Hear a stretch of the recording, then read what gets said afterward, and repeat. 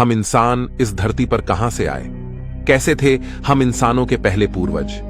आखिर इतिहास की वो कौन सी घटना थी जिसने इंसानों को जन्म दिया? इंटेलिजेंस का जन्म कैसे हुआ? किसने नग्न घुमक्कड़ इंसानों को कपड़े पहनना सिखाया, बोलना सिखाया? कैसे अंतरिक्ष ने धरती पर लाइफ का बीज बोया? दोस्तों, आज से 3.5 अरब साल पहले पृथ्वी पर एक ही प्रकार की लाइफ थी, यानी सिंगल सेल लाइफ। लेकिन अरबों सालों के थपेड़े खाते हुए आज करोड़ों स्पीसीज धरती पर मौजूद है। हम इंसान 37 खरब से भी ज्यादा बैक्टीरियाज की कॉलोनी है। लेकिन इन करोड़ों स्पीसीज से अलग है हम इंसान, जिसमें भाषा और संस्कृति भी मौजूद है। ऐसे में इतने कॉम्प्लेक्स इंसान की उत्पत्ति कैसे हुई? वो सब चीजें जो हमें इंसान बनाती है, आखिर कैसे नेचर से हमें मिली? कैसे अरबों साल के विकास क्रम ने जीवन को एक नई दिशा दी? चलिए जानते हैं आज के इस एपिसोड में। हमारी पृथ्वी पर 3.5 अरब साल पहले रहस्यमय ढंग से लाइफ पैदा हुई। उससे पहले पृथ्वी पर लाइफ का कोई नामो निशान नहीं था, यानी इसकी उत्पत्ति से लेकर 1 अरब साल तक पृथ्वी लाइफ से सूनी थी। पृथ्वी पर कॉन्शियसनेस पैदा ही नहीं हुई थी। 1 अरब साल तक पृथ्वी अनकॉन्शियस थी, लेकिन 3.5 अरब साल पहले कुछ ऐसा हुआ जिसने पृथ्वी पर एक ग्रेटेस्ट शो को जन्म दिया। उस शो का नाम है एवोल्यूशन। जब से लाइफ पैदा हुई तब से लेकर अब तक प्राकृतिक आपदाएं हमेशा से लाइफ की दुश्मन बनी रहीं, और यही कारण है कि 5 बार प्रलय ने लाइफ को खत्म करने की कोशिश की, लेकिन लाइफ हमेशा सरवाइव करती गई। न सिर्फ सरवाइव, बल्कि कॉम्प्लेक्स फॉर्म में विविध प्रकार के जानवर धरती पर पैदा होते चले गए। शुरुआत में जन्मी सिंगल सेल बैक्टीरिया लाइफ की सबसे सिंपल फॉर्म थी, और धीरे धीरे नेचर ने इसे कॉम्प्लेक्स बनाना शुरू किया। अरबों सालों में लाइफ समुद्र से भूमि पर और भूमि से आसमान में कदम रखने लगी। इन अरबों सालों में इंसान का कोई नामो निशान नहीं था। आज से 65 मिलियन साल पहले डायनासोर्स जैसी प्रजाति का भी अंत हो गया था। डायनासोर्स के युग का अंत होने के बाद अब धरती पर मैमल्स का राज होना बाकी था। मैमलियंस धरती पर मौजूद सभी स्तनधारियों और इंसानों के पूर्वज थे, जो साइज में चूहे के जितने छोटे थे। लेकिन नेचुरल सिलेक्शन और एवोल्यूशन के चलते मैमल्स की भी कई अलग अलग प्रजातियां पैदा होने लगी। डायनासोर के मरने के बाद अब धरती मैमल्स के लिए खुला मैदान थी। जो मेमल्स डायनासोर के डर से बिलों में छुप कर रहते थे, वे अब बेखौफ घूम सकते थे। अब वे दिन दहाड़े एक नए एनवायरनमेंट में रहने लगे। अब मैमल्स ने अपनी आजादी का फायदा उठाकर अलग अलग वातावरण में रहना शुरू किया। इस वजह से नेचुरल सिलेक्शन के चलते मैमल्स भी कई प्रकार के जीवों में विकसित होने लगे। लेकिन दोस्तों, डायनासोर अभी पूरी तरह नहीं मरे थे, बल्कि उड़ने वाले डायनासोर की कई प्रजातियां अभी भी सरवाइव कर गई थीं। पर बदलते मौसम और वातावरण की वजह से वे भी धीरे धीरे बर्ड्स में इवॉल्व करने लगे। इन मैमल्स को विचित्र प्रकार के जीवों में तब्दील होने में अगले करोड़ों साल लगे, जहां मैमल्स इवॉल्व होते होते प्राइमेट में तब्दील हुए। इन्हीं प्राइमेट से आगे चलकर इंसान की उत्पत्ति होनी थी। आमतौर पर हम प्राकृतिक घटनाओं से डरते हैं, लेकिन आज से 70 लाख साल पहले एक ऐसी प्राकृतिक घटना हुई जिसके लिए हम प्रकृति के शुक्रगुजार हैं, क्योंकि आइस एज की उस घटना ने इन प्राइमेट को मजबूर किया अपने पैरों पर खड़े होने के लिए। यह पहला कदम था इंसान की उत्पत्ति की ओर। इसी के साथ उस समय अफ्रीका में पैदा हुए ऊंचे ऊंचे पहाड़ों की वजह से अफ्रीका के उमस भरे जंगल धीरे धीरे सूखे और ठंडे पड़ने लगे। ऐसे में पेड़ों पर कूदने फांदने वाले प्राइमेट्स के लिए एक बड़ी परेशानी हो गई। अब बड़े पेड़ों की तादाद कम होने लगी और उनकी जगह घास ने ले ली। अब नेचर के इस खेल ने इन प्राइमेट को मजबूर किया कि वे 2 पैरों पर चले, ताकि वे दूर तक देख पाएं और खाने की तलाश कर पाएं। दोस्तों, इस वजह से जो प्रजाति बंदरों से अलग हुई वो थी होमिनिड्स।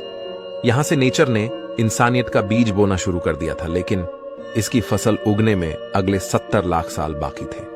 होमिनिड्स के अलग होने पर सबसे पहले इवॉल्व होने वाली स्पीसीज का नाम था सहेलांथ्रोपस। इन्हें देखकर बंदरों जैसी ही फीलिंग आती थी, लेकिन बदलते एनवायरनमेंट ने इस फीलिंग को भी बदल दिया। अगले कई मिलियन सालों में सहेलांथ्रोपस पेड़ की शाखाओं की तरह अलग अलग ब्रांचेस में इवॉल्व हुए, जैसे आर्डिपिथेक्स, ऑस्ट्रेलोपिथेक्स, पेरांथ्रोप्स और अंत में फाइनली होमो, जो लगभग 24 लाख साल पहले उत्पन्न हुए थे। पर इन मिलियन सालों के विकास क्रम में जीवन के इस पेड़ की बाकी सभी शाखाएं टूट गई यानी एक्सटिंक्ट हो गई, और बची एक शाखा यानी होमो, यानी जिससे हम निकलने वाले थे।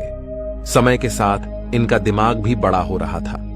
30 लाख साल पहले ऑस्ट्रेलोपिथेकस ही इंसानों की वो पहली स्पीसीज थी जिसने पत्थरों को काटकर हथियार की तरह इस्तेमाल करना सीखा। इसी वजह से ये शिकार में काफी होशियार थे। मांस खाने की वजह से इन्हें सभी न्यूट्रिएंट्स की पूर्ति होने लगी, और यह एक मुख्य कारण बना इनकी इंटेलिजेंस के बढ़ने का, क्योंकि अब इनके दिमाग का साइज बढ़ने लगा। इस तरह आज से तकरीबन 20 लाख साल पहले होमो जीनस की उत्पत्ति हुई, और इस जीनस की पहली स्पीसी थी होमो हैबिलिस यानी हैंडीमैन, जिसने पत्थर के औजारों को और मॉडिफाई किया। वहीं होमो जीन्स में एक और स्पीसी पैदा हो रही थी, वह थी होमो इरेक्टस, जो आज से करीब 18 लाख साल पहले अस्तित्व में आए। ये वो पहली स्पीसी थी जो 2 पैरों पर सीधा खड़े रह सकती थी। अपने पैरों पर खड़े होकर इसी स्पीसी ने नेचर की जिम्मेदारी को संभाला, और इन्होंने सबसे पहले आग को कंट्रोल करना सीखा। यानी हम कह सकते हैं कि आग का आविष्कार आज से 18 लाख साल पहले हुआ। लेकिन अपने आप आग की खोज कैसे हुई?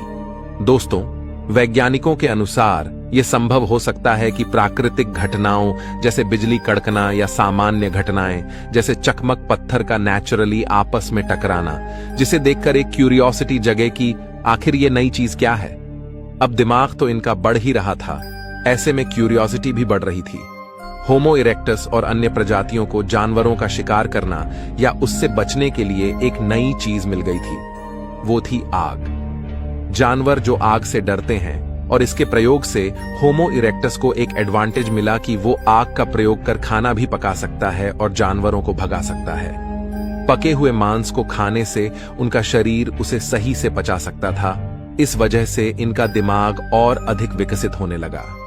अब यही ट्रेंड बाकी होमो स्पीसीज ने भी कॉपी कर लिया और उसे यूज लेने लगे, जिससे बाकी इंसानों की स्पीसी का भी दिमाग विकसित होने लगा। इस तरह इवोल्यूशन के चमत्कार से 3 लाख साल पहले 2 सबसे बुद्धिमान स्पीसीज पैदा होती है, यानी होमो निएंडरथलेंसिस और होमो सेपियंस। आज से 1 लाख साल पहले इस समय इंसानों की स्पीसीज ने एक बड़ा फैसला लिया। ये अब तक साउथ अफ्रीका में मौजूद थे। ये वहां से माइग्रेट कर धरती के अलग अलग इलाकों पर जाकर बसने लगे। नए इलाकों में जाने पर इनके सामने नए चैलेंजेस आए, नई क्लाइमेट कंडीशन और खुखार जानवर। अब अपने सर्वाइवल के लिए इन्होंने दिमाग लगाया और नए विकसित हथियार तैयार किए। अब इन हथियारों की वजह से ये शिकार को काट सकते थे और दूर दूर तक ले जा सकते थे। इस समय कुछ और नए चैलेंजेस सामने आते हैं, जैसे हिरन जैसे जीवों का शिकार करना, जिसके लिए एक साथ मिलकर काम करने की जरूरत थी। और इस तरह टीम वर्क में काम करने के लिए एक नए आविष्कार की जरूरत थी, वो थी भाषा। एक दूसरे से कम्युनिकेट करना, और यह भाषा की शुरुआत हुई इशारों से, अलग अलग सिग्नेचर से। यह भाषा की शुरुआत थी जिसे प्रोटो लैंग्वेज कहा जाता है। अब लैंग्वेज जैसी एक नई चीज आने से इन ह्यूमंस ने उसका खूब प्रयोग करना शुरू किया। वहीं लैंग्वेज के और कॉम्प्लेक्स बनने का कारण था ह्यूमंस के बीच इंटरेक्शन, आपस में होने वाले कॉम्प्लेक्स इंटरेक्शन और डिटेल में चीजों को एक्सप्लेन करने के लिए धीरे धीरे लैंग्वेज इवॉल्व होने लगी। अब इंसान की शरीर की ऊर्जा दिमाग पर अधिक खर्च होने लगी, जिससे इवोल्यूशन दिमाग का हुआ। लैंग्वेज की वजह से ब्रेन के कॉग्निटिव पार्ट ने ग्रो किया। दोस्तों, हो सकता है कि लैंग्वेज की वजह से चुगली करने का आविष्कार भी फीमेल्स ने उसी समय किया होगा। लेकिन दोस्तों, अब तक जो ह्यूमन स्पीसीज नग्न घूमती थीं, आखिर ऐसा क्या हुआ जिस वजह से उन्होंने कपड़े पहनना सीखा? वैज्ञानिकों के अनुसार हमारे प्राचीन इंसानी पूर्वजों के शरीर पर बाल अधिक हुआ करते थे, लेकिन धीरे धीरे उनके फर लूज होने लगे। अब क्लाइमेट चेंज होने की वजह से और माइग्रेशन के कारण ठंडे इलाकों में रहने की वजह से इंसानों ने अपने स्टोन टूल्स का प्रयोग करके, वैज्ञानिकों के अनुसार आज से 1,70,000 साल पहले इंसानों ने कपड़ों का आविष्कार किया। अब इंसानों की स्पीसीज में होमो निएंडरथेल्स और होमो सेपियंस ही बची थीं और वे आइस एज के बर्फीले युग से गुजर रही थीं। और फ्रेंड्स, इस तरह लगातार डेवलप होते होते आज से 30,000 साल पहले होमो सेपियंस और होमो निएंडरथल्स में से एक ही स्पीसीज सरवाइव कर पाई। वो थी हम इंसान, यानी होमो सेपियंस। और वैज्ञानिक पूरी तरह से नहीं जानते कि आखिर क्यों और कैसे होमो निएंडरथालेंसिस विलुप्त हुए। इस वक्त तक आइस एज का युग जारी था, जो आज से 10,000 साल पहले जाके खत्म हुआ। लेकिन मॉडर्न ह्यूमंस किसी तरह हिम युग की कड़कती ठंड को सरवाइव कर गए, पर इधर उधर घूमते रहने की वजह से अब उनके लिए खाने की समस्या होने लगी। इसलिए आज से 10,000 साल पहले एग्रीकल्चर यानी खेती की शुरुआत हुई और अब ह्यूमंस के पास अपनी जिंदगी में काफी फ्री टाइम मिलने लगा, क्योंकि उनकी बेसिक नीड पूरी होने लगी। फिर खाली दिमाग बना शैतान का घर, और हमारे शैतानी दिमाग ने खाली टाइम में कई चीजों का आविष्कार किया, जैसे कि खाने को स्टोर करने के लिए गड्ढे बनाए, जिसके लिए स्पिनिंग व्हील बनाया गया। अब इंसानों के पास रात में खाली टाइम मिलता था, जहां वो अपनी वाइफ या गर्लफ्रेंड से लड़ने के बाद रात के आसमान को निहारने लगे। और आज से 2,500 साल पहले एस्ट्रोनॉमी का विकास हुआ।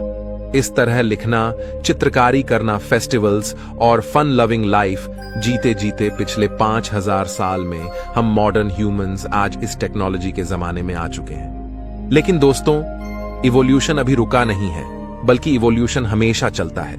आज भी हम इंसान इवॉल्व हो रहे हैं। जैसे नाखून बढ़ते हुए हमें दिखाई नहीं देता, लेकिन लंबे समय बाद वह काफी बड़ा हो जाता है। इस तरह इवोल्यूशन की प्रक्रिया काफी धीरे होती है और आगे आने वाले मिलियन सालों में न जाने हम इंसान किस रूप में बदल जाए।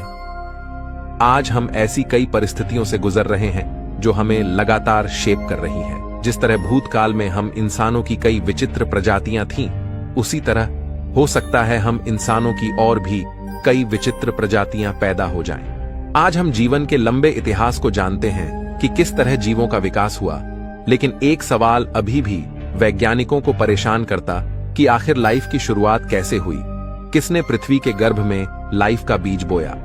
यह एक बहुत बड़ा रहस्य है। लेकिन कुछ वैज्ञानिकों के अनुसार 4 अरब साल पहले लाखों एस्टेरॉयड की वर्षा में उन्हीं एस्टेरॉयड्स के साथ एमिनो एसिड मॉलिक्यूल्स के रूप में लाइफ भी अपने सूक्ष्म रूप में पृथ्वी पर आई। लेकिन अगर यह सच है तो यह सवाल उठता है कि हमारी जैसे ही लाइफ किसी अन्य ग्रह पर भी इन्हीं एमिनो एसिड मॉलिक्यूल्स से क्यों नहीं आ सकती। आखिर आज पृथ्वी पर ही इंसान क्यों है? अन्य ग्रहों पर हमें कोई लाइफ क्यों नहीं मिली? इस बारे में आप क्या सोचते हैं?